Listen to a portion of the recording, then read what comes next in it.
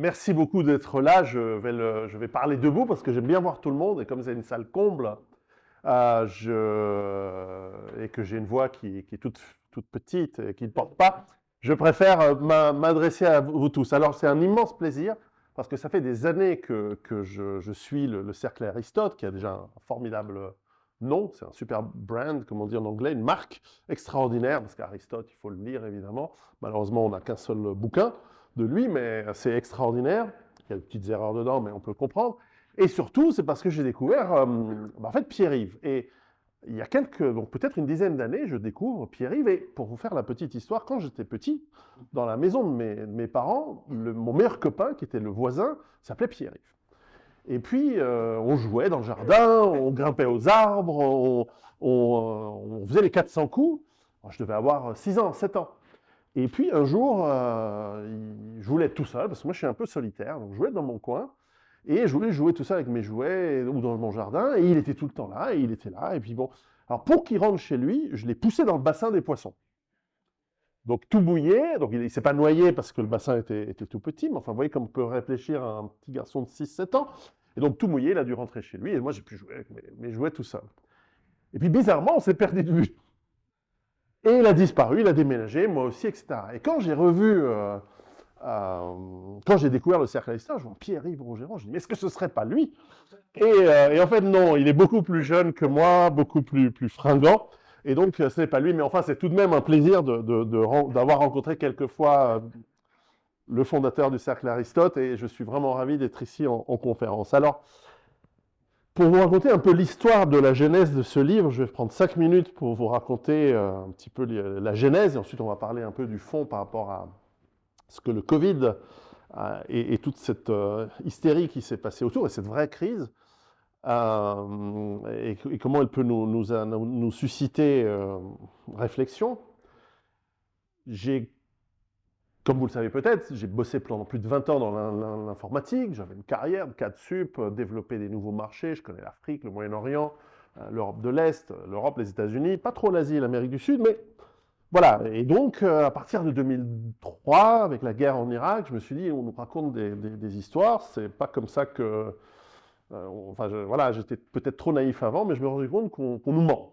On nous pousse vers la guerre, déjà à l'époque, avec des prétextes fallacieux, et petit à petit, j'ai revu un petit peu mes histoires sur l'énergie. J'avais beaucoup de clients dans les pays du Golfe, en Arabie Saoudite, donc j'ai regardé un petit peu le pétrole, etc. Et je me suis rendu compte que les tendances lourdes, dans déjà la population mondiale, hein, quand je suis né, on était 4 milliards, on est 8 aujourd'hui, donc en 50 ans plus tard, ce nombre croissant de personnes, et puis la libéralisation de la Chine, de l'Inde, etc., enfin la croissance économique dans le monde fait on utilise de plus en plus de ressources énergétiques, matières premières, etc.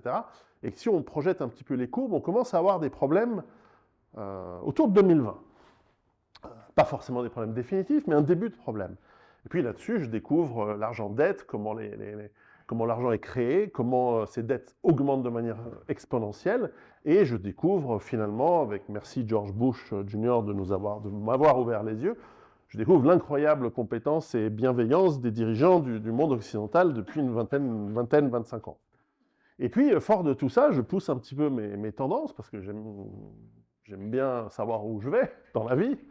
Et je me dis, voilà, autour de 2020-2025, ça va commencer à devenir très dur. Inflation, logiquement, même si je la prévoyais un petit peu plus tôt, mais certainement dérive vers des guerres, peut-être même des pandémies. Et j'écris ce livre, je commets ce livre en 2011, Survivre à l'effondrement économique, pour un peu compiler mes pensées, qui aura beaucoup de succès d'ailleurs, et puis que je vais persister avec d'autres livres, en arrêtant de travailler dans l'informatique d'ailleurs. Et puis quand le livre sort, je découvre le monde français, parce que moi je connaissais la France par les vacances, un petit peu par le travail, mais pas beaucoup par le monde de l'intelligentsia, des critiques, des antifas, des trucs comme ça, je ne connaissais pas. Et on m'explique que parce que je suis publié par une maison d'édition qui aurait, soi-disant, une réputation d'extrême droite, c'est-à-dire légèrement à gauche de Lénine, eh bien, je suis moi-même d'extrême droite, et que donc, le fait que j'aime la liberté, que j'aime qu'on me lâche les baskets, etc., fait de moi un affreux suppôt de trucs. Alors, je suis invité à droite et à gauche, naïvement, Mais d'ailleurs avec plaisir, même avec du recul, vraiment avec du plaisir. Je suis invité par plein de gens, des Soral, des trucs, machin, et je découvre que visiblement ça plaît pas. Fiches Wikipédia, harcèlement, enfin, rien de bien méchant, mais des gens qui se pointent aux conférences en disant ah, fasciste, machin. Bref, vous connaissez ça, mais je découvre. Et je vais à Grenoble, il y a 150 personnes qui manifestent devant et tout. Bref, c'est formidable. Et je découvre que lorsque je stresse, et en fait c'était pas nouveau, mais je découvre que lorsque je stresse, je mange. Parce que j'aime manger, j'adore la bouffe. Et donc je commence un cycle depuis 2011 où je prends 20 kilos, je repère 20 kilos quand ça va bien. Pendant les vacances, je reprends 20 kilos, je repère 20 kilos, etc. Vous allez dire, mais en quoi ça a à voir avec la peur? Ça a un lien. Et donc je commence ce cycle. Et puis là-dessus, ben, les gens me disent, oui, c'est génial ce dont tu parles, etc. Mais fais gaffe. Parce que bah, tu as 40 ans, à l'époque, ouais, 39, 40 ans, et si tu bouffes comme un porc, tu vas finir par crever d'une crise cardiaque, et c'est bien joli de te préparer, etc.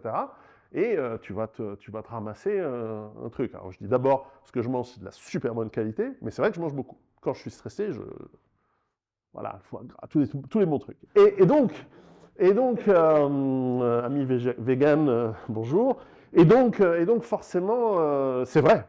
Je me suis dit, c'est vrai que je me prépare avec ma famille à faire face à des temps difficiles. J'explique qu'il faut s'entraîner, qu'il faut être physiquement fort, faut faire des arts martiaux, faut avoir des réserves, il faut faire du potager, plein de solutions dans le cadre d'une stratégie cohérente pour se préparer à des temps difficiles, pour être plus autonome et plus résilient. Et si ça se trouve, je vais mourir comme une merde avec une crise cardiaque parce que j'ai bouffé le kilo de trop de foie gras ce mois-ci, ou ce jour-ci. Je dis foie gras, mais ça peut être les linguines, la matriciana, parce que je suis d'origine italienne, donc c'est vrai que ma mère, depuis l'enfance, m'a habitué à manger correctement. C'est peut-être pour ça que Pierre-Yves venait souvent chez nous aussi. Et donc j'ai commencé à avoir ces fluctuations. Et je me suis dit, j'ai une idée, je vais faire un projet pour parler de santé dans le cadre du survivalisme, dans le cadre de la survie, et ne pas parler que de flingues, de potager, de guerre civile. Je vais faire un truc sur la santé. Et je me dis, je vais appeler ce projet Gros. Alors moi, quand je me regarde dans le miroir, ouais, bon, je prends 20 kilos, je perds 20 kilos, mais je sais que je suis fit, je suis encore capable de faire des low kicks, des high kicks, des machins. Enfin, les kicks, pas trop, mais des low kicks, je fais de la boxe taille, je fais du systéma, je fais des trucs. Et dans la rue, personne ne m'emmerde, et personne ne me dit, oh, gros porc. Non, ça marche pas, ça n'existe pas, c'est bizarre. Mais c'est vrai que c'est pas bon pour la santé. Et donc, je commence ce travail, ce projet, que j'appelle Gros, que je mets sur Internet avec quelques potes qui me suivaient à l'époque, enfin, sur YouTube, non, sur Facebook, avant que je me fasse virer.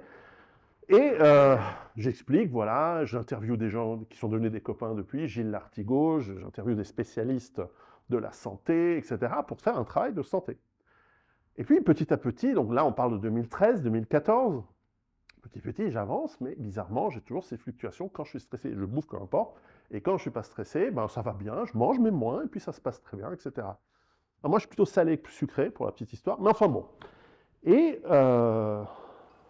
arrive le Covid, 2020. Donc j'ai accumulé en attendant presque 8 ans de recherche sur qu'est-ce qui est bien, qu'est-ce qui n'est pas bien. J'ai testé le jeûne, pas manger de gluten, pas manger de ceci, pas manger de cela. Vous allez dire que ça a à voir avec la peur ou quoi? Arrive le Covid. Et puis pendant le Covid, qu'est-ce que je remarque? C'est qu'on nous dit, alors je vais la faire courte, mais peut-être qu'on va y revenir, mars 2020, donc d'abord ça a été un mois de janvier, février et début mars extraordinaire. J'ai fait des coups en bourse, mais incroyable. C'était le dernier pognon qui me restait. Je l'avais joué pour acheter, pour refaire le toit de ma ferme, etc. Je suis un peu joueur comme ça. Et j'avais tout vendu pendant le mois de février où tout le monde disait mais non, il ne se passera rien, tout va bien. Et quand ça s'effondre, moins 30% en bourse le 15 ou le 13 mars, je me souviens plus, je crois que c'était le 13 mars. Parce qu'on annonce confinement, un truc comme ça. On en reviendra peut-être si vous voulez sur... J'ai écrit un bouquin sur comment on gère les pandémies. Enfin, dans L1BC, il y a B, biologique, pandémie. Et on pourra en discuter si vous voulez. Mais ce jour-là, alors je rachète tout en bourse, ça remonte, parce que j'avais bien compris que ça n'allait pas être un truc terrible. Néanmoins, je remarque qu'autour de moi, les gens sont flippés à mort. Ils achètent du papier toilette en quantité industrielle, genre des palettes entières. On fait la queue dans les supermarchés, etc. Et moi, je me dis, je suis prêt, j'ai tout ce qu'il faut, donc je file à la ferme. Il y avait quelques carences dans mon plan, mais à peu près ça a bien marché. Et surtout, confinement, un truc, d'habitude on confine les gens malades, pas les gens sains, mais bon, ça on va en parler si vous voulez. Mais en gros, je me dis, je vais être tout seul avec ma famille pendant 1 mois, 2 mois, peut-être pour toujours. Yes! Enfin, plus personne autour de moi. Je suis très sociable, je vous aime bien sûr. Mais j'aime bien être tout seul, j'aime bien être solitaire. Et je remarque autour de moi, les gens, ils stressent. Ils ont peur. Mais vraiment, ils flippent vraiment beaucoup. Et ils bouffent. Et je dis, comme moi, c'est marrant. Mais moi, là, pendant cette période-là, je ne bouffais pas parce que je n'étais pas apeuré du tout. Et pour moi, c'était 2 mois extraordinaires de confinement avec mes enfants. On a joué dans la forêt, on s'est éclaté. Alors, c'est vrai, le premier jour, on a sorti les fusils, on était prêt à accueillir tous les malvenus. On a sorti les caisses de munitions, on a mis les trucs en batterie, on a mis en place, bon, on est d'accord, on fait comme ça. Les gamins, vous prenez les trucs petits, les grands. Ok, on était prêts. Les voisins étaient prêts, tout le monde était prêt. Et puis, finalement, ça s'est terminé. Et je me suis dit, mais en fait, je bouffe parce que je flippe. Je bouffe quand je suis stressé parce que des moments, je flippe. Et que mon travail de préparer l'avenir et finalement de me rendre compte qu'on va vers un avenir difficile m'amène de l'angoisse que je compense, comme j'avais bien vu dans mes bouquins de nutrition, mais là, ça m'a fait tilt. Effectivement, la peur, qui est censée nous aider à faire face à des moments difficiles, à des moments de danger, projetée sur la durée sous forme d'angoisse, elle nous amène à des réflexes de soumission, on va probablement en parler aussi ce soir, d'évitement par les drogues, l'alcool, la bouffe, ça dépend votre personnalité, votre histoire personnelle. Moi, la bouffe. Et je me suis dit, ah ah. D'ailleurs, c'est vite vu. Pendant le mois de mars de cette année, pour préparer ma venue à Paris, plus je dois écrire le tome 2, plus le fait de savoir si les gens ils vont bien aimer ou pas, j'ai super stressé, 10 kilos en plus. Donc voilà, je suis toujours dans le même système. Donc je ne vous donnerai pas la solution au surpoids ou au poids yo-yo dans ces bouquins. On va parler plutôt de choses plus en amont. Et donc, le Covid m'a fait réaliser que mon projet sur Gros ne peut pas avancer, mon projet sur la santé ne peut pas avancer tant que je n'ai pas résolu le problème de la peur. Mais ça tombe bien parce que les 3/4 du boulot que j'avais fait sur la santé, ça touche les effets du stress. Et une des créations du stress, c'est notre peur. Il n'y a pas que ça, mais cette émotion qu'est la peur est en fait une alarme, une amie qui, pour des choses basiques, très importantes, instinctives, nous alerte d'un danger potentiel, réel ou perçu.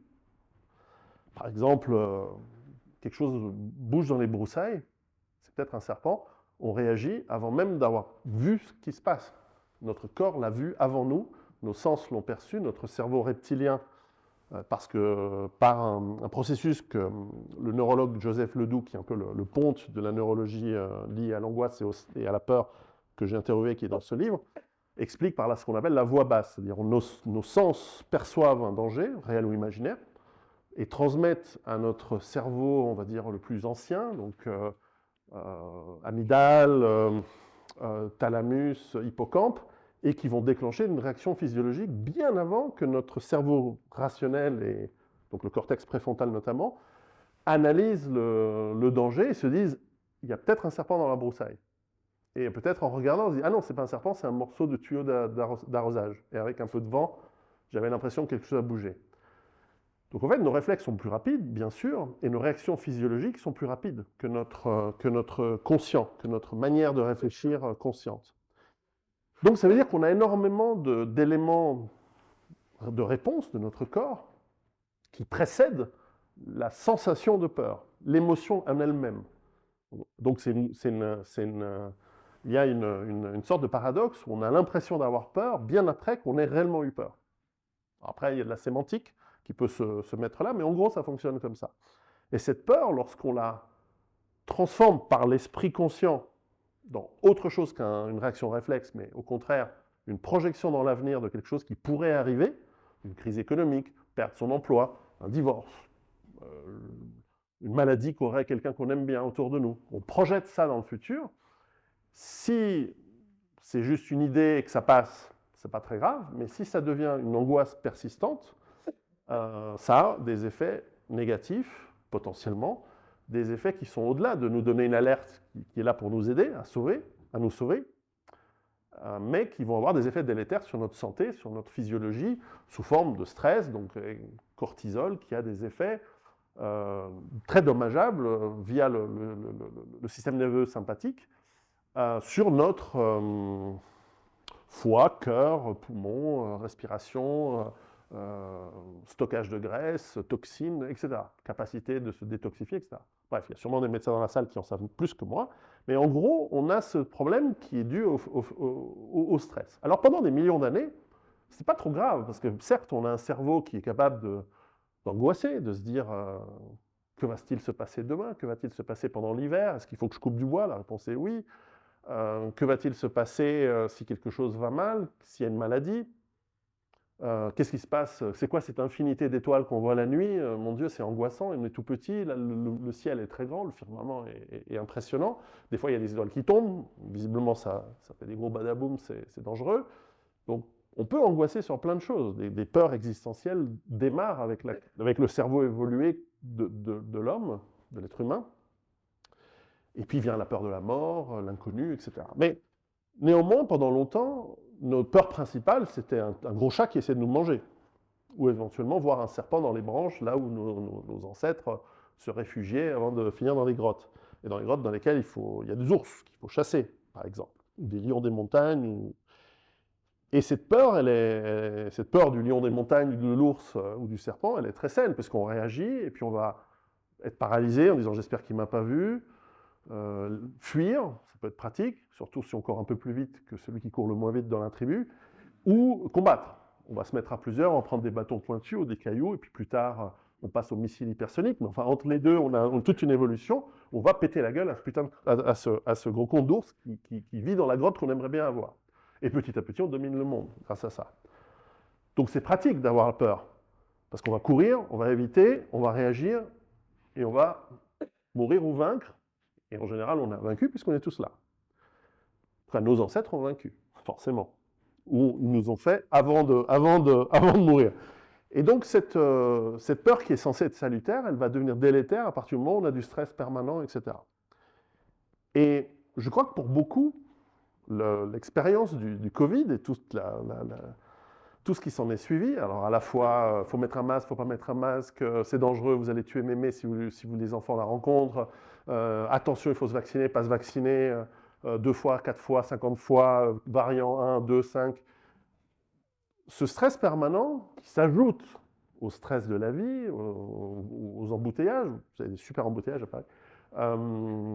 On a les mêmes mais en plus petit, mais bon, c'est quand même quelque chose qui nous touche tous. Embouteillages, promiscuité des grandes villes, il y a des avantages aussi aux villes, mais certainement il y a beaucoup de monde, éventuellement la violence, le fait qu'on est dans des populations de plus en plus bigarrées, donc instinctivement, peu importe ce qu'on peut penser, l'être humain n'est pas fait pour gérer autant de gens différents, mais je ne parle pas forcément des gens d'autres continents, mais c'est un stress, parce qu'on ne sait pas comment va être la réaction. Et d'ailleurs, quand on portait des masques, on voit physiologiquement un niveau de stress qui a augmenté, puisqu'on ne voit pas l'expression faciale des gens.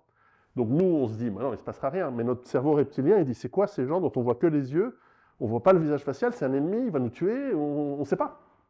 Donc il y a eu un niveau de stress incroyable qui a mené énormément de maladies. Et là-dessus, bon, ça c'est pas notre sujet, mais on a rajouté des traitements expérimentaux, voilà, qui ont rajouté maintenant un stress. Il y a beaucoup de gens qui se disent, mais moi je me suis fait 12 doses, qu'est-ce qui va se passer? Est-ce que je vais mourir? Est-ce que je ne vais pas mourir? Donc le stress continue et s'accumule. Là-dessus, il faut encore rajouter un autre élément qui est que si depuis la nuit des temps, enfin depuis qu'il y a de la civilisation et des gens puissants qui dominent des gens moins puissants, la peur est une manière de gérer la population, une manière de gérer le bétail humain, c'est-à-dire de... Attention, il y a un ennemi qui veut venir voler vos trucs, vos femmes, vos territoires, etc. Attention, il y a un ennemi intérieur qui peut trahir.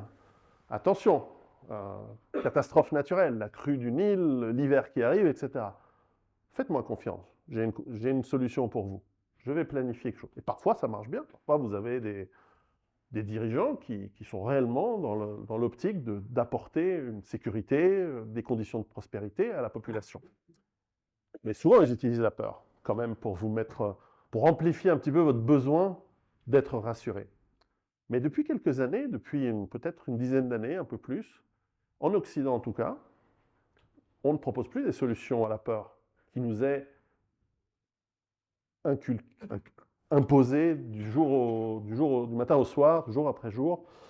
Un jour c'est la guerre, un jour c'est la pandémie, un jour c'est le terrorisme, un jour c'est... Et parfois c'est réel, bien sûr qu'il y a du terrorisme. On a vu à Moscou il y a quelques jours, vous avez subi au Bataclan il y a quelques fois, et puis c'est pas nouveau. Donc parfois le danger est réel, mais parfois il est imaginaire, parfois il est exagéré, parfois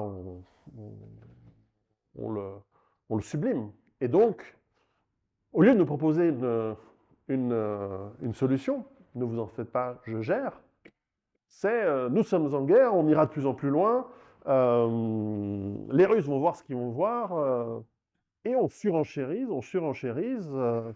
et je ne crois pas que ça nous rassure du tout. Enfin, je ne sais pas vous, mais moi j'ai l'impression qu'on gère la peur par plus de peurs, ou des peurs différentes, et que même dans les élections, en tout cas dans le simulacre que deviennent de plus en plus les élections à travers l'Occident, on met en scène des peurs qui s'opposent à d'autres peurs, mais personne ne vous dit tranquille, je vais m'occuper, voilà ce qu'on va faire. Parce qu'en plus, les solutions réelles aux problèmes qu'on vit aujourd'hui, elles sont indicibles. Elles sont impossibles même de mettre en place dans un système tel qu'on le connaît aujourd'hui. Il faudrait sortir du cadre à tel point que ce n'est pas possible de le dire. On parlait de Pol Pot tout à l'heure, je me comprends. Bref, et pourtant j'ai des lunettes, donc maintenant je porte des lunettes, pour ceux qui comprennent. Mais bref, et puis il n'y aurait pas assez de place pour mettre tout Paris au champ à travailler dur dans les mines. Bon, je me comprends aussi. Après, Paris, Londres, etc. Bruxelles notamment, et Strasbourg, et Washington. Et la liste est longue. Bref, voilà, je vais pas je m'emporte. Donc, nous avons une peur qui s'ajoute à la peur, qui s'ajoute à la peur, qui s'ajoute à la peur. Et ce stress permanent, je ne pense pas qu'il nous fasse du bien. Donc, ces dernières années, donc depuis 2020 à maintenant, j'ai repris un petit peu mes milliers et des milliers de pages de notes, de documents médicaux, etc. Et d'interviews, parce que j'avais travaillé sur la peur aussi pour mon projet sur la santé, et je l'ai transformé entre 2020 et maintenant, fin 2023, donc sur 3 ans, je l'ai retransformé dans ce qui va être 2 volumes, dont le premier, je suis très content de sortir, sur la gestion de notre peur, et qu'on a appelé, je pense, habilement, merci Anthony, survivre à la peur. Je n'étais pas sûr du titre au début, dans l'idée de dire on va survivre à nos propres peurs qui sont en train de nous tuer parce qu'elles sont excessives. Ça ne veut pas dire qu'elles ne sont pas basées sur un réel qui est effectivement effrayant potentiellement, mais il faut à un moment la comprendre comment elle fonctionne, comprendre quels en sont les symptômes physiques ou mentaux, ça peut être des tremblements, ça peut être une accélération du rythme cardiaque, etc., que j'avais étudié par ailleurs pour tout ce qui était lié au combat, dans ce que je fais habituellement, comment on gère le stress post-traumatique, etc., pour comprendre comment cette peur et cette angoisse se constituent au sein de nous, pour ensuite faire peut-être, et ça c'est nouveau, un pas de côté, un recul salutaire par la réflexion, et là justement on va prendre le contrôle de cette peur par notre réflexion mentale, raisonnée, cortexienne, pour dire, voilà, on a des outils à notre disposition, on a la philosophie, on a éventuellement une réflexion spirituelle et religieuse, qui à l'origine est sortie pour nous calmer des angoisses liées à la peur de la mort. Les animaux, ils n'ont pas trop... ils ont peur du danger, bien sûr. Ils ont la peur. Mais ils n'ont pas l'angoisse de la peur de la mort. Ils meurent et puis ils se disent, mais bizarre, Milou, il n'est plus là. Et Filou et Riri, ils se regardent et ils disent, bon, bah, on continue maintenant, il n'est plus là, il n'est plus là. Mais nous, on se dit, mais il est allé où Michel qui est mort dans sa caverne, vieux. Il ne s'est pas fait bouffer par un ours, il n'est pas mort d'une fracture dans une chute. Bon, qu'est-ce qui se passe? Il va où? Putain. Et il y a un type avec des plumes qui vient et dit, moi je sais, je viens de manger un champignon, j'ai vu des trucs, en fait on va dans le grand esprit dans le ciel avec les animaux. Ah ouais. La religion commence. Alors, au début c'est simple, et puis ça se complexifie, puis ensuite il y a le type qui vient, une fois que tu as ta ville, tu dis, tu sais, toi avec les plumes, tu peux dire à la population qu'en fait moi c'est les grands esprits et les dieux qui m'ont dit que c'est moi qui dois être le chef, parce que sinon je te pèse la gueule. Oui, d'accord. Et voilà, et on se structure, etc. C'est pas de moi, il y a Dumézil et plein d'autres qui ont travaillé là-dessus. bien sûr. Et donc, ce sont des solutions. Alors, moi, je n'ai pas eu la chance d'être très croyant. Je suis né dans la religion catholique. On m'a éduqué comme ça. Et comme je suis un sale gamin qui remet en doute un peu tout, je suis parti dans plein de choses et je me suis rendu compte, comme Sénèque, qui dit la population croit dans les dieux, les prêtres savent que les dieux n'existent pas, et les élites et les puissants savent que les dieux sont utiles. Mais moi, je pense qu'ils sont utiles pas seulement pour la domination, je pense qu'ils sont réellement utiles, le ou les dieux ou la spiritualité, pour nous calmer, pour nous apaiser, surtout nous relier les uns aux autres. Religare, religion, en latin, c'est relier.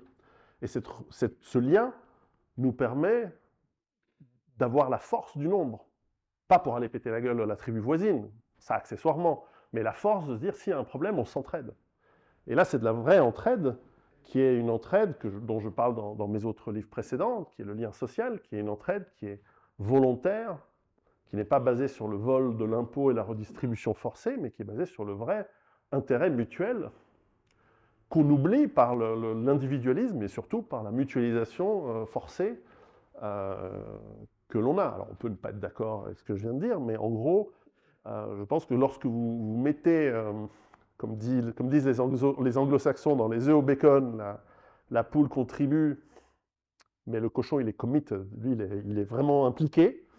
Quand vous vous impliquez dans les liens sociaux, c'est encore une référence culinaire, mais quand vous êtes impliqué dans le lien social envers les autres, parce que vous avez besoin pour la défense, pour la sécurité, pour votre quartier, mais aussi, pourquoi pas, pour la production de votre autonomie, votre nourriture, etc. C'est ce qu'une nation est censée être en réalité. Un grand commun où volontairement on s'entraide parce qu'on a intérêt à ce que nous en sortions. Et c'est bien pour ça que je fais ces bouquins, parce que j'ai intérêt que vous vous en sortiez, parce que si votre grand et beau pays de la France ne crève pas, ça fait moins de réfugiés qui viennent bouffer les trucs que j'ai mis de côté en Suisse. Et bon, on a beau avoir beaucoup de munitions, moi je vous aime bien, j'ai pas envie de vous tirer dessus. Je plaisante, mais je plaisante pas. Et conceptuellement, métaphoriquement. Donc, vous voyez, j'ai intérêt à ce que vous en sortiez bien.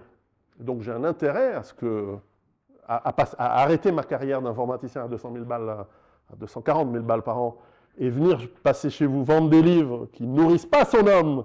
Je suis obligé d'entamer mes réserves financières pour constituer des réserves graisseuses. Non, mais j'ai de la chance et je vous remercie. Mes livres se vendent très très bien, merci beaucoup. Mais j'ai intérêt à vous aider, modestement, avec mon style, avec mon côté provoque, avec mon côté, j'espère, humoristique. Mais mon ex-femme n'était pas d'accord avec le côté humoristique. Mais j'espère vous aider. Et je vous ai été, premier bouquin, c'est quand même écoulé à 250 000 exemplaires. Donc j'espère qu'il y a beaucoup de gens qui l'ont lu en 14 langues. Donc bon. Maintenant, le Covid, justement, parce qu'on m'a dit, parle-nous de ce que le Covid révèle. Moi, je pense qu'il nous a révélé, d'abord, une certaine forme de gestion du cheptel, qui est quand même pas très bienveillante envers nous. Vous savez, dans les banques suisses, on a un dicton, un proverbe de banquier suisse. Il y en a plusieurs comme ça qui sont sympas, mais celui-là, il est récent et il est bien. Il dit, tu sais, un banquier m'a dit ça il y a quelques années, il m'a dit, dans la gestion de la population, dans le sens des clients pour la banque, il y a deux phases. C'est comme avec le bétail. Il y a une phase où tu l'engraisses, il y a une phase où tu vas à l'abattoir.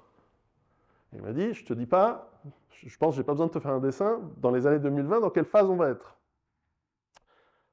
On verra. J'ai beaucoup de munitions. Mais, on verra pour l'abattoir. Mais en revanche, clairement, ce n'était pas une phase bienveillante. Je pense que vous vous en êtes rendu compte, même si en Suisse, nous, on a eu un petit peu plus de mesures dans la gestion de la pandémie, plus ou moins, et de ce qui a suivi. Probablement parce que, la police a dit au gouvernement et de canton et du fédéral, a dit notre boulot n'est pas de vérifier si les gens ont ou pas un pass ou s'ils sont malades, de faire des tests. Notre boulot, c'est pas ça. Donc on ne le fera pas. Donc ça a été dit depuis le début mars 2020. Et donc ça a un peu relaxé la population qui comprenait déjà pas pourquoi tu pouvais aller dans un supermarché, mais pas dans le rayon jouets. On s'en fout des rayons jouets, mais dans le rayon vêtements pour enfants. Donc celui qui s'est retrouvé confiné sans chaussettes, pour ses gosses, et les gens qui ont des enfants en bas âge, vous savez à quel point ils trouent leurs chaussettes. Bon, c'est pas grave, j'avais des réserves de chaussettes, et de papier toilette, et de tout le reste, mais on ne comprenait pas trop la logique. Il y avait un côté bizarre. Eh bien, ils nous ont lâché très vite la grappe, parce qu'ils se sont dit, on a une population qui a 60% a des armes chez elle, la police ne veut pas faire le boulot, on ne va pas envoyer des drones pour voir qui est sur la plage ou à la montagne, enfin, on n'a pas beaucoup de plages, mais à la montagne ou dans les bois, pour savoir qui ne rentre pas chez elle. Donc, ils n'ont pas fait un confinement strict. Ils nous ont enjoint à rester chez nous, si c'est possible, pour éviter la contamination. Ce n'est pas comme ça que fonctionnent les pandémies, et ce n'est pas comme ça que fonctionnent les quarantaines, du tout. Cette pandémie a aussi révélé, en tout cas au début, moi je trouvais pas une soumission de la population, mais plutôt une vraie solidarité en disant si on nous demande d'être chez nous, bon, le côté je signe mon auto-sortie, machin, ça c'était débile. Ça c'était une tentative d'humiliation, mais complètement idiote. Et je pense que chez beaucoup de gens, c'est resté comme plus un symptôme de la bêtise de certaines bureaucraties qu'autre chose. Mais je crois qu'il y a eu un vrai moment en disant bon, moi, puisqu'on nous demande d'être solidaire et de faire gaffe, on va faire gaffe. Donc ça a montré que le peuple, la population, quoi qu'on en dise, quoi qu'on dise des boomers, quoi qu'on dise des jeunes qui s'en... Non, je crois que dans l'ensemble, on a montré un signe de solidarité profonde, de volonté de ne pas faire du mal à son prochain. Ça, j'ai trouvé que c'était positif. Mais très vite derrière, on est venu avec de l'infantilisation. Il faut avoir son passe, pas son passe. Et puis après, est arrivée toute l'horreur de leur vaccination, qui n'en est pas une. Je ne sais pas si vous coupez, si ça amène la censure. Mais bref, ces traitements expérimentaux dont on suit très très proche la statistique en Suisse, avec 40% de mortalité en 2021 et 2022 par rapport aux années précédentes, c'est quand même étrange, ont stressé et continuent à stresser la population, parce que maintenant plus personne veut se faire injecter des trucs expérimentaux, et les gens ont peur d'avoir des cancers, des trucs fulgurants, etc. Moi, je ne suis pas assez capable de faire des corrélations sur ce point-là. Je ne suis pas médecin, je ne suis pas statisticien, mais je constate que les gens ont peur. Donc ils avaient peur avant, ils ont peur pendant, et ils ont peur après. Et ce n'est pas bon pour la santé. D'ailleurs, ça peut être un facteur aggravant de la mortalité. Clairement. Donc, quelle autre chose a révélé ce Covid lié à notre angoisse et à notre peur? Je crois qu'il a révélé quelque chose dont j'avais modestement parlé avec mon co-auteur, qui était le responsable dans le GIGN de la cellule nucléaire, radiologique, biologique, chimique, qui est que les virus, comme les gaz, ou les gaz de combat par exemple, ou les accidents chimiques qui peuvent arriver, mais particulièrement les virus et les radiations, ce sont deux choses qui sont invisibles, inodores, incolores, on ne les voit pas, on ne les ressent pas, et si ça se trouve, j'ai une grippe et je suis en train de vous infecter ce soir, on n'en sait rien. Mais c'est pas grave, vous n'allez pas mourir de grippe, peut-être. Il n'y a plus de grippe de toute façon, c'est fini. Ça a été exterminé par le Covid, tout comme l'invasion d'Ukraine a exterminé le Covid. C'était formidable, en tout cas dans les médias. Et donc, on a une... J'en étais où Voilà, comme ils sont invisibles et incolores, et peut-être même indolores pendant un certain temps, et pourtant ils existent et ils ont des effets, des symptômes qui peuvent être parfois dommageables. Les virus tuent, hein. Il y a des virus vraiment qui tuent. L'Ebola, la variole, parfois la grippe. Ça tue un petit pourcentage de la population tous les ans, etc. Eh bien, on a peur de ça. Et on a raison d'avoir peur de ça. Et depuis longtemps, on lisait dans la guerre du Péloponnèse, la peste d'Athènes, qui était une vilaine petite méchante, pas fille, mais peste, bactérie, en fait, en l'occurrence, Histernia pestis, eh bien, elle stressait les gens. En plus, ils n'avaient pas la notion, ils pensaient que c'était des humeurs, des airs. Et donc, ils étaient en plus dans l'inconnu. Mais même aujourd'hui, en sachant plus ou moins comment ça fonctionne, même assez bien, il n'y a plus de peste parce qu'on sait gérer les bactéries avec les antibiotiques. Les virus, c'est un petit peu plus compliqué, mais enfin, on a quand même un monde extrêmement hygiénique et qui marche bien. Pour l'instant, je constate à Paris que ça décline. Mais c'est inévitable, c'est comme ça. Et ça nous stresse considérablement. Quand on nous a dit pandémie, on se voit tous en train de mourir avec des pustules dans tous les sens, avec des corps recouverts, ramenés en chariot à l'extérieur de la ville, où on met de l'essence et on brûle le truc. J'ai écrit un bouquin sur mon grand-père pendant la Deuxième Guerre mondiale, lorsqu'il a fini dans des camps en Allemagne, dans des camps de prisonniers, hein, c'était pas, ça allait. Je ne sais pas si on a le droit de dire en France que ça allait dans un camp de prisonniers nazis. Ça va être négation. Mais c'est pas un crime de guerre, hein, c'était les prisonniers, c'est des camps de prisonniers normaux. On appelle ça comment en allemand? Kriegsgefangener. C'est KG. Bref, comme dans La Vache et le prisonnier, Fernandel. Je me souviens qu'il me racontait, et je le relate dans ce livre, qu'en fait, il y avait un truc qui stressait beaucoup les Allemands, c'était les épidémies. Et donc, ils désinfectaient tout le monde. Une fois par semaine, ils mettaient tous les vêtements dans des autoclaves, ils nettoyaient tout. Les types se retrouvaient à poil, hiver comme été, dehors, en attendant que le truc. Ensuite, ils venaient, ils leur mettaient des anti-poux partout, ils ressortaient tout blancs, de la chaude, des machins, du DDT, l'équivalent du DTT. Donc les types, ils ressortaient tout, parce qu'ils flippaient. Ils disaient, les poux, la vermine, les trucs comme ça. Plus des Italiens. Eh ouais. Bon, donc ils avaient... Et en plus, c'était des traîtres. Donc ils étaient... Mais tout le monde était traité un peu cette même enseigne. Donc ils avaient un flip de l'épidémie. Ça nous fait peur profondément. Et là, j'ai l'impression qu'on a un peu joué sur cette peur ancestrale profonde qui commence à être ancrée au plus profond de nous pour un peu nous manipuler. Je ne sais pas ce que vous en... Alors, c'est une hypothèse que je lance comme ça. Je ne suis pas dans les petits papiers de nos dirigeants, bien que l'OMS est à 150 mètres de où j'habite à Genève, quand je suis à Genève, mon pied-à-terre là-bas, et que je cuisine un petit peu les amis que je connais à l'OMS, etc., mais ils ne sont pas assez haut niveau. Donc, je n'ai pas les vraies infos. Donc, je ne peux émettre que des hypothèses, je n'ai pas de preuves, mais j'ai l'impression qu'ils sont un petit peu mis d'accord pour coordonner... J'en ai trop dit, mais donc je vais vous en dire un peu plus, puisqu'on y est. Mais je ne vous ai pas encore vraiment parlé du bouquin, mais voilà, on va y arriver. Alors,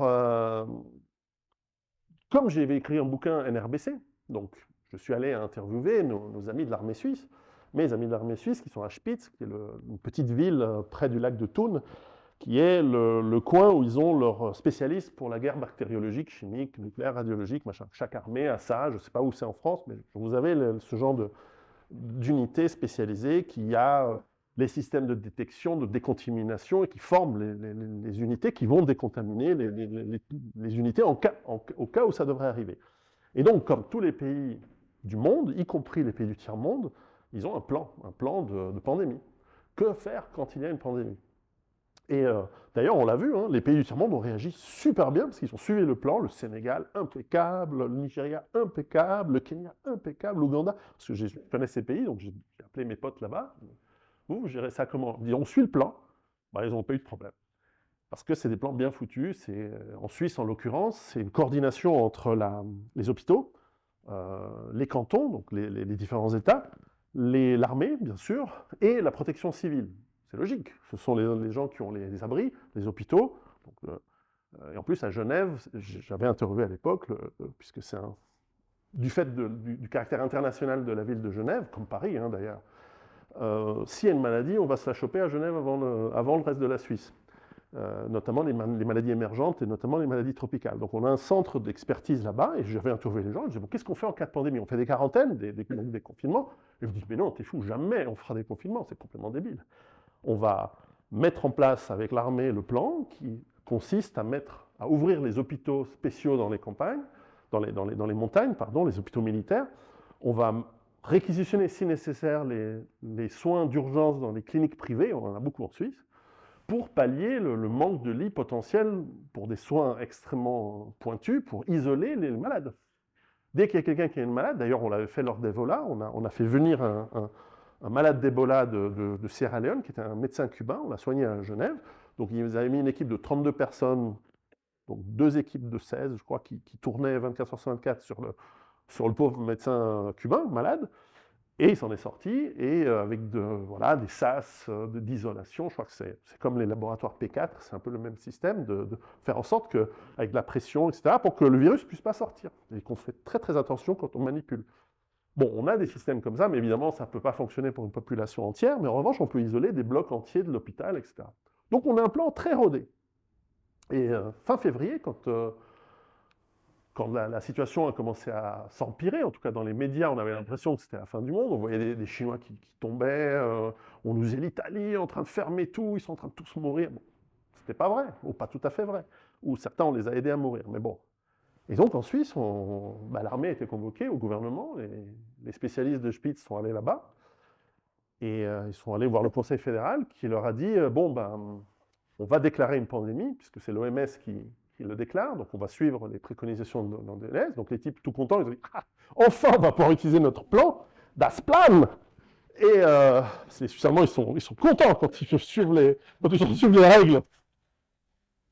Les Suisses allemands, c'est comme les Allemands, mais avec une langue qu'on ne comprend pas. Mais je les aime bien, ils nous ont sauvés plusieurs fois. S'il n'y avait pas eu, on serait dans l'Union européenne.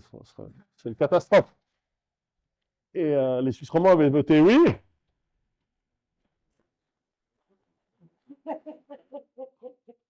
Et les Suisses allemands, ils ont dit leur mot favori qui est Nein, et qui veut dire non. Et c'est très bien. Parfois, il faut dire non. Souvent, il faut dire non. Et le Conseil fédéral a dit le plan que vous préparez depuis des années, qui est révisé chaque année, qui coordonne les hôpitaux, les expressions, non. On va faire un truc nouveau qu'on n'a jamais essayé, on va improviser parce que, voilà, c'est l'OMS et... Voilà. Donc là, ce jour-là, quand je me suis dit, soit c'est tellement dangereux, mais c'est biologiquement pas possible, un truc qui tue tout le monde. Donc, je me suis dit, à mon avis, ils se foutent de nous. Donc, dans le doute, on va être à la montagne, on va suivre les règles pendant un mois ou deux, on va être tranquille, on va jouer avec les gosses. En plus, il faisait un temps magnifique. J'adore le réchauffement climatique. Il fait beau au mois de mars. Il faisait doux. On a fait le potager avec les gosses. C'était génial. C'était les 2 mois extraordinaires de ma vie. Mais en fait, ils se sont foutus de nous, parce que c'est pas possible d'improviser comme ça. Ou alors, effectivement, c'était cette hypothèse-là, à mon avis, c'est qu'en fait, ils ont bien vu que l'objectif n'était pas le soin, l'objectif, c'était de faire peur, et donc de gérer la population par ce modèle-là, ils ont suivi les règles. Après, en Suisse, comme c'est un nid de maîtres du monde, parce que forcément, on les accueille, ils sont tous à Gstaad, Saint-Moritz et Davos, et la Gold Coast de Zurich. Forcément, ça ne peut pas durer trop longtemps chez nous. Il faut bien que les riches se baladent, qu'ils prennent leurs avions privés, donc il faut aller de leur monstre maison au terrain d'aviation. Donc on a très vite lâché la bride. Ailleurs, moins. En Italie, en France, vous étiez sur la plage, tranquille, on venait, on va te taper. 150 €, bon. C'était compliqué. Je pense que vous l'avez subi plus que moi. Donc, chapeau, mais c'était pas très bienveillant, en réalité. Bref, donc ça, c'est ce qui m'a amené à peaufiner ce livre qui est massif, hein, qui lui aussi est gros. Mais c'est parce que j'ai mis beaucoup d'informations. Alors, le contenu n'est pas juste mon avis où je blablabla, la peur. Non, j'ai travaillé avec des spécialistes, parce que, encore une fois, je ne suis pas neurologue, donc je suis allé interviewer des neurologues. Je ne suis pas des spécialistes de la manipulation, de la gestion par la peur, donc je suis allé voir des gens qui travaillent là-dessus sur ce sujet. Donc on a étudié très factuellement, parce que j'aime pas... quand c'est une hypothèse, je dis c'est une hypothèse. Mais j'ai travaillé avec des gens qui ont étudié Tavistock, MKUltra dans les années 60-70, jusque dans les années 80 en fait, et qui étudient ces projets de gestion. J'ai aussi regardé, parce que je suis un féru d'histoire, j'adore comprendre comment la peur a évolué dans l'histoire. Parce qu'il y a des peurs culturelles, il n'y a pas que des peurs instinctives. Aujourd'hui, si je vous dis derrière cette porte, il y a un diable, un démon, vous me prenez éventuellement pour un fou, mais certainement vous n'y croyez pas. Mais vous remontez 1000 ans en arrière, en 1024, si vous dites derrière cette porte, il y a un diable et un démon, les gens crucifient, épée, ils y croient. Et ils ont vraiment peur. Il y a des peurs qui évoluent. Les dérives sectaires sont aussi basées sur des peurs souvent entretenues, construites, un peu basées sur du vrai, mais ensuite exagérées. Et donc j'ai un petit peu expliqué tout ça, pour ensuite aller toujours avec moult interviews de spécialistes et de données scientifiques qui expliquent pourquoi on a des réactions à la peur. Donc j'explique ce que je vous ai légèrement dit tout à l'heure sur comment on réagit aux peurs, comment notre corps fonctionne, quels sont les effets sur notre physiologie, sur notre système nerveux sympathique, parasympathique, des différentes hormones.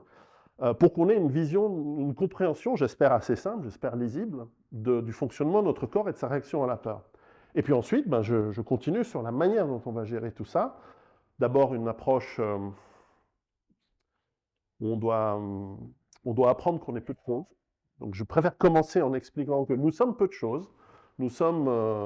faut avoir une certaine humilité, ce qui nous amène à comprendre que le stoïcisme fait partie d'une forme d'abandon de ce désir de toute puissance de vouloir tout contrôler, surtout mesdames. Le divorce, ça m'a fait comprendre des trucs. On ne peut pas tout contrôler. On ne peut pas tout contrôler. On doit lâcher prise et admettre qu'on ne peut pas... Les hommes sont pires pour ça que les femmes, de toute façon. Nous ne pouvons pas être dans le mode du contrôle total. Il faut accepter donc ce que nous ne pouvons pas contrôler, ce qui va arriver quoi qu'il arrive et quoi qu'il nous en coûte. Lorsque vous avez un président anonyme que je ne mentionnerai pas, d'une république que je ne mentionnerai pas, proche de nous, mais fictive on va dire, qui vous dit on va peut-être aller en guerre, ou qui se décide que soit parce que son fournisseur a changé le matériel, ou parce qu'il a, et ça je dois le dire, moi franchement ça me touche, parce qu'il a subi dans son jeunesse des choses, eh bien ça crée un trouble psychologique. Après, les gens, ils n'avaient qu'à voter comme... Non, mais peu importe. Il y a un profil psychologique étonnant. Bref, quand cette personne va peut-être vous emmener, et nous emmener, peut-être, moi j'y crois pas, mais dans une guerre, voilà, il faut se dire que ça, vous n'allez pas pouvoir l'influencer directement. Vous pouvez dire ce que vous pensez, probablement il faut, mais à un moment, il faut accepter que si ça arrive, ben, ça arrive. Vous pouvez contrôler, un cercle assez restreint de choses autour de votre personne, autour de votre cerveau. Déjà, votre cerveau, ce n'est pas toujours facile. Enfin, notre cerveau, en général, on ne le contrôle pas toujours. Essayez de ne pas penser à un éléphant rose. Là, vous êtes tous en train de penser à un éléphant rose, plus ou moins. Et bref, le stoïcisme est fondamental pour déjà commencer à se détacher de ces émotions stressantes qui veulent qu'on contrôle un petit peu trop ce qu'il y a autour de nous. Là-dessus, du stoïcisme, moi j'aime bien Nietzsche, donc mais Nietzsche bien compris, hein, pas Nietzsche interprété par les nazis par exemple, ça c'est pas mon truc. Mais Nietzsche compris comme il fallait le comprendre à la fin du XIXe siècle, sur ses 4 ou 5 derniers livres, où finalement avec beaucoup de taquinerie et beaucoup d'humour je crois, et en fait plus de bienveillance qu'on le pense vers l'Église, parce que quand il dit Dieu est mort, en fait il ne jubile pas, c'est un avertissement, comme Dostoïevski qui nous parle que lorsqu'on n'a plus de foi, lorsqu'on n'a plus de Dieu, lorsqu'on n'a plus de croyance, eh ben, tout est possible, mais tout est possible, genre les totalitarismes, des nouvelles religions comme le communisme, parce que c'est une religion à mon sens, quand on regarde sa structure mentale et fonctionnelle, mais le covidisme, le climato-réchauffisme, il y a plein de structures mentales qui fonctionnent sur la base des religions, avec des messies, un millénarisme, une crainte d'un diable, des apôtres, des hérétiques, des infidèles, bref. L'être humain fonctionne comme ça, malheureusement, on ne peut pas encore changer. Et de là, on va passer à la philosophie, à une approche philosophique de comment on gère la mort, la peur de la mort, comment on gère les croyances. Les religions sont là, elles sont utiles, comme je disais. Alors, est-ce qu'on les prend à la carte? Est-ce qu'on les prend en bloc? Et si on les prend en bloc, qu'est-ce qu'on fait avec les inconsistances et les paradoxes et les contradictions qui existent au sein d'elles? Et j'en ai mentionné une, et j'en ai mis pour tout le monde, hein, pour tous les goûts. Et il y a du bon à prendre. Donc est-ce qu'on se la joue à la carte? Est-ce que je dis, bah, je prends ça de celle-ci, je prends ça de celle-là, et puis je me fais mon truc? Oui, mais après, si c'est trop unique, on n'a plus le lien avec les autres. Donc, comment ça fonctionne? Et moi, je vois plein de nouvelles religions ici depuis une 50aine d'années. Je ne les considère pas fut-fut, mais elles marchent. Donc, on fait quoi? Lesquelles nous relient vraiment entre nous? Alors après, on a 2000 ans d'expérience et on a plus même que ça. À nous d'en tirer le meilleur parti. Mais vous allez voir, c'est un chapitre où je vais énerver tout le monde. Les croyants, les non-croyants, il est bien. Et de là, si je veux vous amener, et je veux amener le lecteur vers une compréhension de ce qu'il veut vraiment dans la vie, parce que quand on sait ce qu'on veut, on a moins peur parce qu'on est plus droit, Je ne peux pas le faire si, on ne comprend pas qui on est, et qu'on ne comprend pas qu'on a peu de marge de manœuvre sur qui on est, parce que le libre arbitre, il y en a, je crois. Mais ce n'est pas ce que nous dit la biologie, mais moi je m'en fous, je vais quand même y croire, parce qu'on est des êtres croyants, on n'est pas des êtres rationnels en fait. Mais là-dessus, il faut aussi comprendre, sur la direction de ce qu'on veut, est-ce qu'on va marcher ce chemin, est-ce qu'on va faire ce chemin en étant veule, roublard, ou est-ce qu'on veut être droit? Ça se discute. Mais si on veut être droit, parce que je pense dans la vie, ça c'est mon côté méditerranéen, mon côté italien, il faut un tout petit peu de roublardise, parce que sinon on se fait avoir. C'est pour ça qu'entre les Allemands et les Italiens, il y en a un qui... Enfin, les deux perdent les guerres, en fait, mais il y en a un des deux qui se marre plus dans le processus, qui s'amuse plus dans le processus, et qui mange mieux. Voilà. Bref. Et c'est pour ça que je travaille sur le... je vous propose des réflexions, parce que, sur le bien et le mal, sur le fait qu'il faut combattre le mal, mais pour ça, il faut bien le définir. Et sur, en plus de l'approche stoïque, je parlais de Nietzsche, et puis ensuite je me suis perdu dans des méandres arborescents de ma pensée folle, sur comment devenir un surhomme. Mais pas un surhomme au sens, encore une fois, mal compris, mais le surhomme dans le sens bien compris, c'est-à-dire un homme et une femme, bien sûr, complet, un homme avec un grand H, un être humain complet, capable d'être stable, voilà, d'accepter ses propres contradictions, ses carences, ses faiblesses, et en ce sens qui a de la valeur d'abord pour lui-même, et qui ne va pas subir et accepter et se plier à n'importe quelle peur qu'on va nous jeter dessus. Et qui va être capable de dire stop, laisse-moi réfléchir, et éventuellement il va dire non. Alors on peut toujours le taper et le soumettre à coups de matraque. Ça arrive. Mais il n'aura pas le consentement. Moi c'est ça que j'essaie de vous amener, c'est en fait vers la liberté. Mais ça, ce sera le tome 2. Par la gestion de la peur, par la maîtrise de nos angoisses, on va pouvoir devenir plus libre. Mais bon, j'anticipe. Et donc, ce travail qui nécessite une arme par destination, si vous êtes dans le métro et si on vous embête, un coup de livre d'1,2 kg dans la tranche, ça, je ne dis pas qu'il faut le faire. Amour, bienveillance, moi je suis pour la paix et l'amitié. Mais enfin, si nécessaire, c'est pas mal. Et qui peut dire un livre, monsieur le juge? C'est de la littérature, c'est de gauche. Surtout ça. Et donc j'essaye, donc vous voyez, dans le tome 2, on va parler d'humour, parce que j'en ai pas assez pour le tome 1, mais ce que j'essaye de faire dans ce travail, c'est aussi répondre, et je vais conclure par ça pour passer aux questions, répondre à la question beaucoup, enfin même la critique, très recevable, que beaucoup m'ont fait depuis une dizaine d'années, en disant, au fond, tu nous parles de livres où tu nous annonces l'effondrement de l'économie, peut-être des guerres. J'écrivais en 2011 que probablement on allait avoir une guerre avec la Russie, encore une fois, entre 2020 et 2025. Mais ce ne sont pas des prophéties, hein, ce sont des tendances que j'essaye d'allonger et dont je vois la convergence. Et en fait, tu nous dis qu'il faut se préparer, mais en fait, c'est super flippant, c'est anxiogène, tu nous fais peur. Et pendant quelques années, je répondais, mais non, dans l'action, vous compensez votre peur. Et c'est vrai. Mais c'est vrai aussi que c'est anxiogène ce que je raconte depuis une dizaine d'années. Et moi, comme ce n'est pas mon objectif, c'était une des raisons pour laquelle finalement ça tombe très bien que je puisse travailler sur un manuel. Plus qu'un manuel, c'est des réflexions qui vous incitent à réfléchir par vous-même, qui vous incitent à prendre le contrôle de vous-même. Ce n'est pas du développement personnel parce que c'est dur. Ce n'est pas pense positif, tu iras bien. Il y a un chapitre, c'est pense à l'impensable.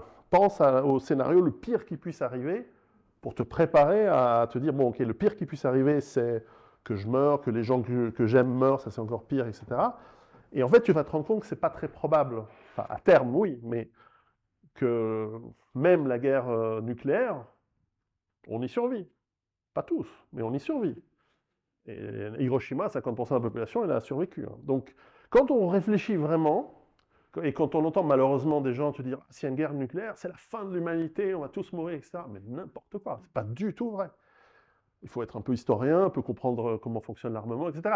Bon, on ne peut pas tous le savoir immédiatement, mais voilà, c'est un exemple d'ailleurs de peur angoissante. Si on vous dit attention à la guerre nucléaire, tout le monde va dire ah ça y est, on va tous mourir. Et je crains que la cause de mortalité principale en cas d'échange nucléaire, même tout petit, ça va être le suicide, alors que c'est complètement débile.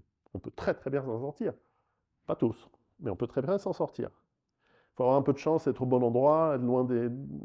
Brest, Toulon, pas bien. Rungis, pas bien. Le Havre, pas bien. Mais bon, vous êtes dans le Jura, dans la Drôme. Ouais. Bon, bref, je ne vais pas vous faire peur. Vous voyez, c'est ça, j'ai ce défaut de vous angoisser alors que j'essaye de vous enjoindre Mais bon, la peur fait vendre en même temps. Ça, c'est ce qu'on apprend en marketing.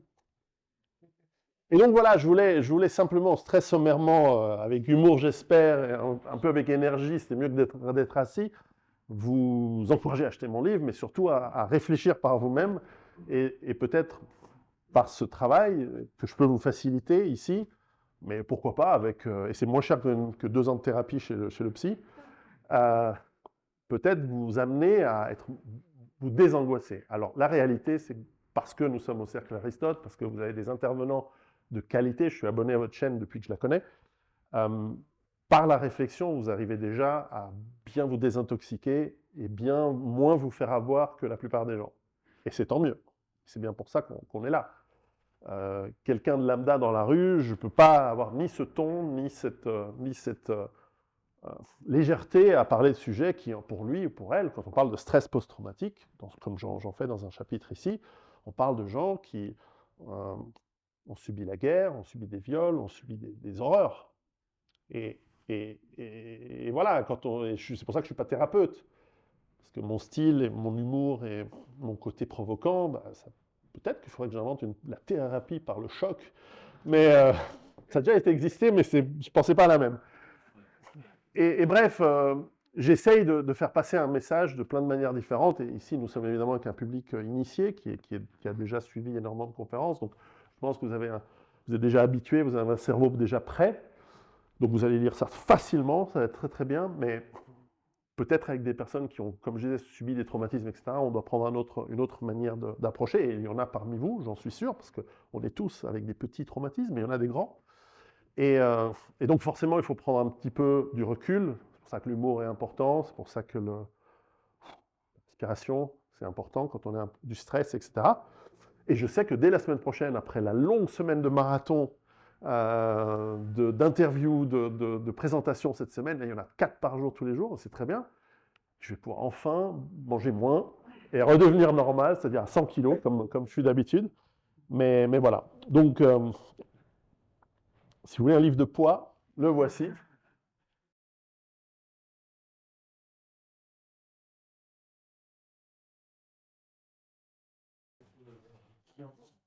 Ouais.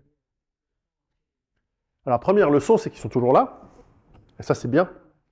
Parce que j'adore ces 2 pays. Surtout la Grèce. Tous mes enfants ont des noms grecs. Parce que c'est la base. Hein, c'est une des bases de la civilisation occidentale. Donc, pour moi, c'est important. J'ai cette faiblesse de croire que j'aime bien ma civilisation, dans laquelle voilà, on doit beaucoup et on a beaucoup fait. La Grèce s'en sort, le Portugal s'en sort, mais aussi parce qu'il y a eu beaucoup d'aide et parce qu'en fait le monde occidental ne s'est pas entièrement effondré. Les effondrements, comme je les avais étudiés pour le premier bouquin, sont fréquents dans l'histoire. Il y a un peu de civilisations qui durent sans discontinu et sans crise lourde. Après, c'est aussi une question de sémantique. C'est vrai que quand j'écris effondrement économique, il y a beaucoup de gens qui pensent Mad Max. C'est pas de ça dont je parle. L'effondrement, c'est ce qu'on commence à vivre depuis 2 ou 3 ans avec de l'inflation de manière progressive. Ça peut s'accélérer s'il commence à y avoir des coupures d'électricité. Et des choses que je disais il y a 15 ans, coupures d'électricité, inflation, etc. Et on me disait, oh, quand même. Pensez aux 4 dernières années, on nous a préparé, attention, délestage, attention l'inflation. Bon, elle a reculé, c'est plus 10%, c'est 5%. Enfin, les chiffres officiels sont toujours divisés par 10 quasiment. Mais on l'a tous vu en faisant nos courses, que c'est monstrueusement plus cher. Tous ces événements-là se voient, se ressentent. Et on a de la chance d'être dans une économie il reste un tout petit peu de libéralisme dans l'économie qui fait qu'on a des entrepreneurs qui se disent ah, il y a une rupture d'approvisionnement sur tel et tel produit. On a vu, mais encore très récemment, avec la mer Rouge qui est plus compliquée maintenant à naviguer qu'avant, et énormément de produits et de bateaux ont dû faire le tour de l'Afrique pour venir en Europe. Et je peux vous dire que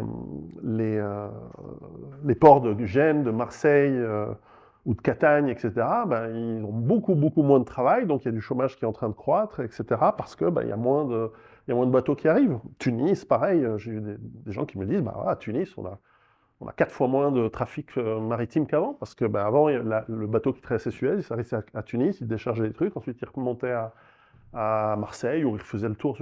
Ces petites coupures progressives et ces attaques à l'économie, là où elles ont pu faire, elles vont faire en sorte que là où la Grèce a pu s'en sortir pendant quelques temps, si elles s'accumulent, au bout d'un moment, il y a un choc global, ou en tout cas global au sens Occident. Parce que je ne crois pas que la Russie a d'autres problèmes, et la Chine aussi. C'est très complexe, évidemment, et vous, ici, vous en parlez, vous avez des spécialistes au Cercle Aristote qui parlent de régions, etc. Donc voilà, après il faudrait aller plus dans le détail pour parler du Portugal ou de la Grèce, mais ils ont subi des périodes très très dures en Grèce. Je me souviens en 2009, 2010, il n'y avait plus de bouffe dans les cantines pour les enfants, il n'y avait plus de médicaments dans les hôpitaux. Je n'ai pas les données de mortalité, mais certainement elle a dû être plus élevée pour les personnes âgées et pour les malades dans cette période-là.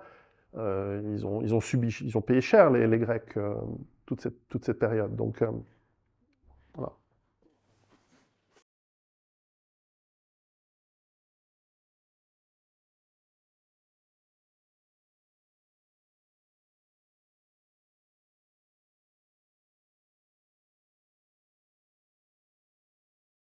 Alors, d'abord un bémol.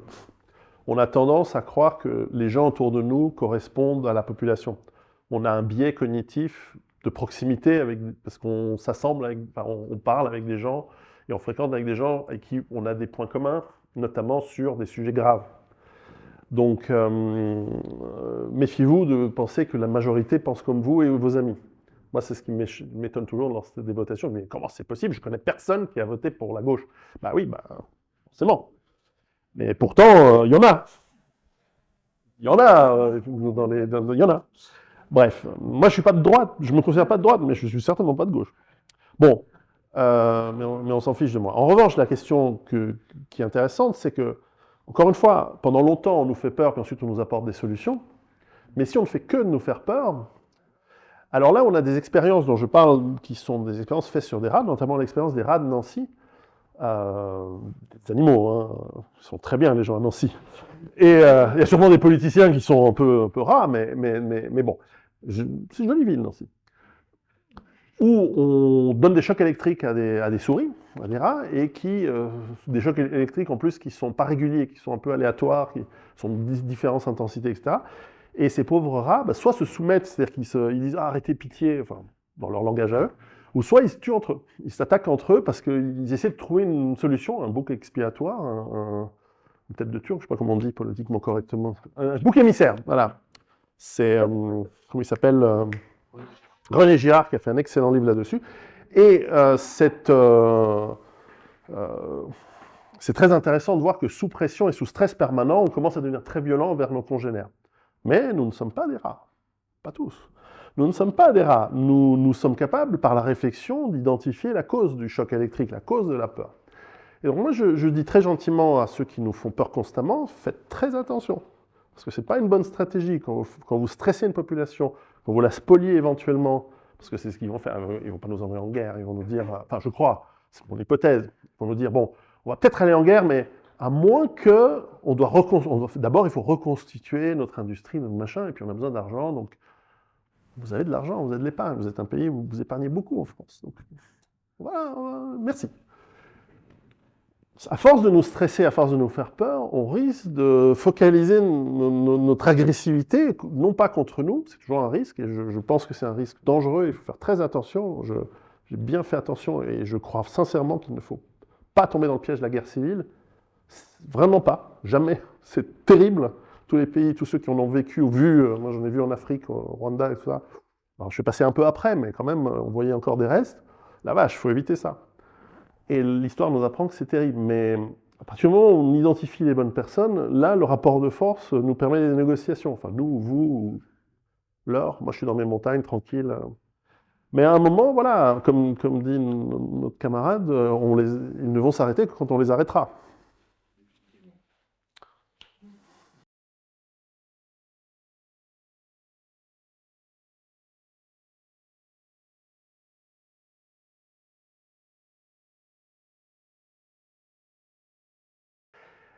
Alors, qu'est-ce qu'on fait? C'est à chacun de réfléchir. Parce que moi, je ne suis pas dans le métier de dire faites des choses. Moi, je vous dis réfléchissez.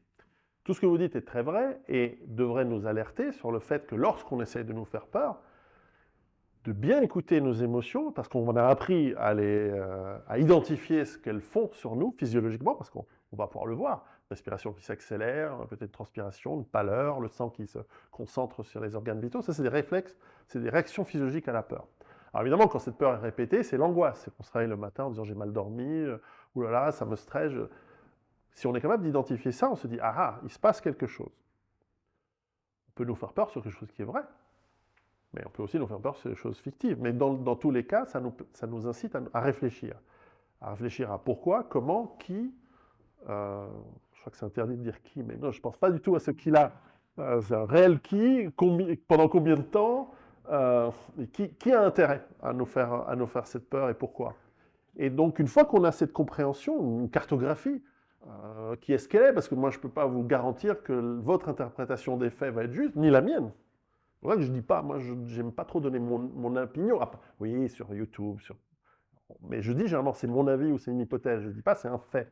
Les faits, j'essaie de les mettre plutôt dans les livres et plutôt d'être. Parce qu'il y a une responsabilité à parler de ces choses lourdes. Et donc, à vous de analyser, et c'est bien d'avoir la puce à l'oreille, c'est bien d'avoir cette alerte. Et parce que oui, la peur est notre amie, mais encore une fois, si on la laisse partir en vrille et nous rendre angoissés, on tombe malade. Et surtout, on va peut-être faire des bêtises, genre je veux mon 54e shot, piqûre, je sais pas comment on appelle ça, piqûre. Et donc, va falloir travailler sur cette réaction à la peur. Et vous avez raison, vous avez identifié un certain nombre de tenants et aboutissants de la crise des 3 dernières années. Alors, est-ce qu'on doit avoir peur que ça recommence? Peur, c'est peut-être un grand mot, mais on peut le craindre. Euh, Moi, je m'attendais à ce qu'il rejoue le coup un troisième round, ou je ne sais pas combien de rounds on en est. Mais finalement, non, pour l'instant, c'est pas dans les cartes, mais ça pourrait revenir.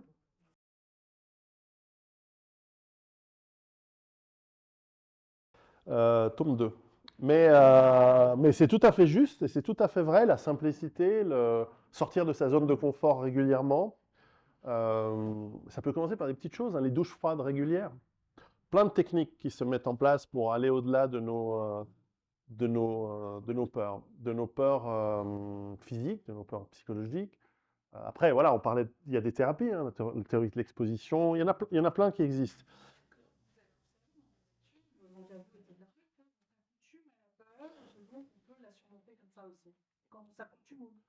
Je vous donne un exemple. Moi, j'ai pas beaucoup de phobies, par exemple. J'ai une petite phobie aux serpents. Je suis un peu claustrophobe. La visite des pyramides de Gizeh en Égypte, je la referai pas, quoi. Ou de la spéléo, j'en fais jamais. Je sais pas, j'ai peur de rester coincé, je sais pas pourquoi. Mais, euh, mais bref, j'ai une petite peur des serpents, ce qui est une peur naturelle, très commune. Il y a la peur des araignées, etc. Parce qu'un serpent, c'est vraiment dangereux. S'il vous pique, enfin, c'est venimeux. Les tout gros, je m'en fous, ils sont petits. Mais les petits, là, j'ai pris un bouquin, je regardais comment ça marche, puis je suis allé voir un zoo, puis on voit des serpents. D'abord, c'était les photos, ensuite à la télé, des trucs qui bougent, là, avec des dents, là, méchants. Et puis ensuite, le serpent dans le zoo, et puis ensuite, dans une animalerie, on peut toucher, puis ensuite, on en prend un. Puis ensuite, je me dis, oh, c'est quoi cette merde? Puis j'ai plus peur. J'ai un petit peu peur quand même. Mais, mais voilà, ça, c'est une thérapie classique en exposition. Moi, je l'ai fait tout seul, ça m'a économisé un peu de sous pour ça. Et il y a plein de techniques. Et on va essayer de les résumer dans le tome 2. Mais en fait, d'ailleurs, c'était un vrai choix d'écriture. Qu'est-ce que je mets dans un tome 1, qu'est-ce que je mets dans un tome 2? Et en fait, j'ai plutôt choisi de faire tout ce qui était compréhension, philosophie et travail sur soi-même dans le tome 1. Et puis dans le tome 2, plutôt thérapeutique, gestion physique de la peur, par exemple la respiration, la méditation. Oui, je fais de la méditation, du yoga, oui. Les douches froides, plein de choses qui nous permettent de nous exposer un petit peu à ce qu'on craint. Après, je n'ai pas la prétention de couvrir tout. J'ai fait une liste de toutes les phobies qui existent. La vache, il y a des gens bizarres. On est tous bizarres.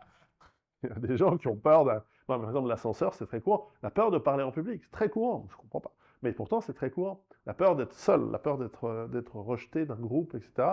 Ça, c'est ce qu'utilisaient les Grecs dans l'ostracisme et ce qu'utilisent de plus en plus nos médias. Mais bon, comme on est tous fachos maintenant, bah, on est tous 99% de la population est plus ou moins ostracisée, donc ça va. Pardon.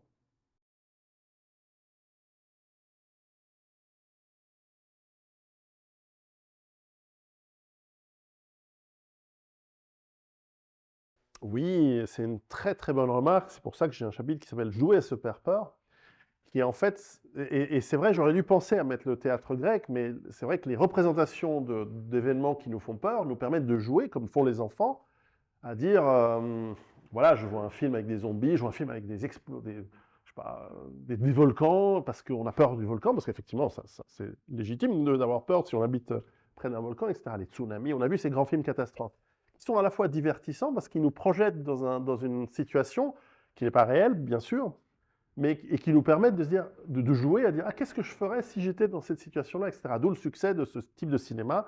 Et avant ça, il y avait bien sûr la littérature nous parle de ça, même dans le fantastique, moi qui adore, même Maupassant, La Horla, qui est un des premiers romans fantastiques, je trouve, et plein d'autres, nous permettent de jouer avec ces peurs. Donc cette représentation, on peut la travailler. Mais attention que cette représentation ne prenne pas le pas sur la réalité. Encore une fois, je disais, beaucoup de gens imaginent que quand je parle d'effondrement économique, eux voient Mad Max, avec des types avec des moteurs V8, avec des porte-jartelles en cuir en train de conduire avec une crête de Mohican. Moi, je ne pourrais jamais avoir de crête de Mohican. Et moteur V8, ouais, j'en ai un. Mais puis les porte-jartelles en cuir, enfin les chaps, là, les trucs en cuir, là, je suis le Mungus, le seigneur des montagnes, l'ayatollah des plaines. C'est bien, c'est sympa, mais ça n'arrivera pas. Enfin, pas tout de suite en tout cas. Dommage. Mais la crête de... Et donc il y a un jeu. Maintenant, ce jeu, s'il est extrême, il va nous angoisser.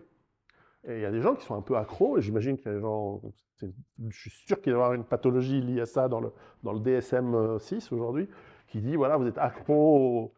maintenant, il y a une pathologie sur les gens qui ont trop de testostérone, qui sont trop masculinistes, ce qui paraît c'est une pathologie dans le DSM-6. Mais bon, c'est très politique aussi, la psychiatrie. Tome 2. Et donc, ce travail, par l'exposition au film, au spectacle, etc., il faut le faire avec parcimonie et bon escient. Parce que les Italiens et les Arméniens, il faut se méfier.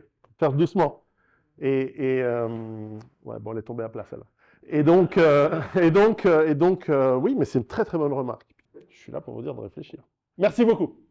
Chers camarades, si tu veux plus de contenu, de réinformation, d'éducation populaire et de formation intellectuelle, n'hésite pas à faire un don sur notre page Tipeee.